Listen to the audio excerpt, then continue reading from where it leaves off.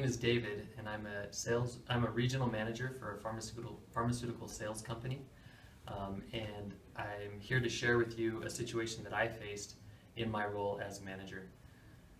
The FDA has strict regulations about what a salesperson from a pharmaceutical company is allowed to share with potential purchasers of the product, such as doctors and pharmacies. And basically those regulations stipulate that salespeople can only share with doctors and pharmacies the information that has been approved by the FDA for sale to the public. In a lot of cases, we have pharmaceutical products that are good for many uses, but the FDA has only approved them for one use, and therefore we're only allowed to communicate that use to the end customer. The situation that I face almost on a daily occurrence is that many of our salespeople know about these other possible uses of the product, and as a way to sell the product to pharmacies, to doctors, to get it in the door, they share more information than they're allowed to share. Recently, I became aware of one of our sales reps named Daniel, who had a situation similar to what I've described, where he went to a doctor to sell the product and shared some of the potential benefits of the product with the doctor that were outside of the FDA regulations. I'm the sales rep, and they don't know what it's like out here. They have all these rules, these regulations, and things that we can and cannot say. What they don't understand is the fact that my livelihood is on the line. I have family, I have kids, I have things that I need to worry about. It's like putting food on the table of my family. And so the situation that actually happened is, it wasn't anything crazy.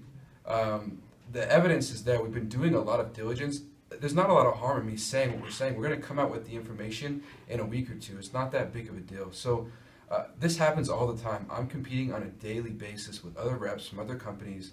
And for me to keep my quotas, to hit those numbers that they're requiring me to hit, these are things that I have to do. If I don't do these, other reps are going to say these things, and I'm going to be out of luck. I'm not going to have a chance, and there's no way for me to compete. So I don't know what else they want me to do.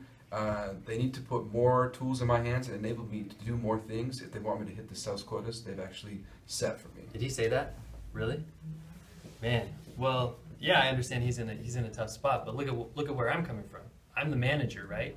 So he might have to deal with customers and he might have to make sales, but I have to deal with my supervisors. I have to deal with the FDA, constantly looking in at what we're doing. I have to manage supplier relationships. I have to manage buyer relationships, and I have to support all the other sales reps who are trying to keep the rules and do the right thing. So looking at this particular case of Dan and what action do you want to take on him, the first thing I'd like to know in order to come to a conclusion is that how often does it happen? Has he been doing for quite some time? Has he been doing this for quite some time now, or is it the first thing he did? Thinking at the company level, what is the kind of message that we are sending when we take an action against Dan to other sales reps inside the company? And how does it impact the company? Say if we go on to terminate Dan, how does it affect the morale of the other salesperson? And at the same time, if we keep Dan on board and let him continue the same thing, will it motivate other salespeople in the company to follow similar practices, and how can we avoid them doing so? You know, doing these investigations is really tough. I have to come in and pretend to be an MBA intern to do these investigations. Look at all these people. Look at all these issues I have to deal with all over the place. And this one company, if I just let one company slide, I get in big trouble here at the FDA. I cannot say yes to one company and then no to another company. Everything has to be the exact same for every single company. You have to be very strict and by the book. We follow the book, okay? You do something wrong, boom, we hit you. And we fine you, and we fine you, and we fine you until, you know what, we'll just take you out of business. So from a legal perspective, we find that there's really multiple sides of this issue that we need to be concerned about. One of those sides is that really letting these pharmaceutical representatives share the off-label uses of a drug, it really helps them to exercise their free use of speech. And so in US versus Carania, this is one case that it happened. the court ruled in favor of the pharmaceutical representative sharing the off-label uses. In a contrary case, though, GlaxoSmithKline was fined over $3 billion for sharing off-purpose uses. And so this is something that we want to really mitigate the risk at our company, and something that we need to really be concerned about, how we can be risk adverse and be very strategic with how we let our sales representatives share information.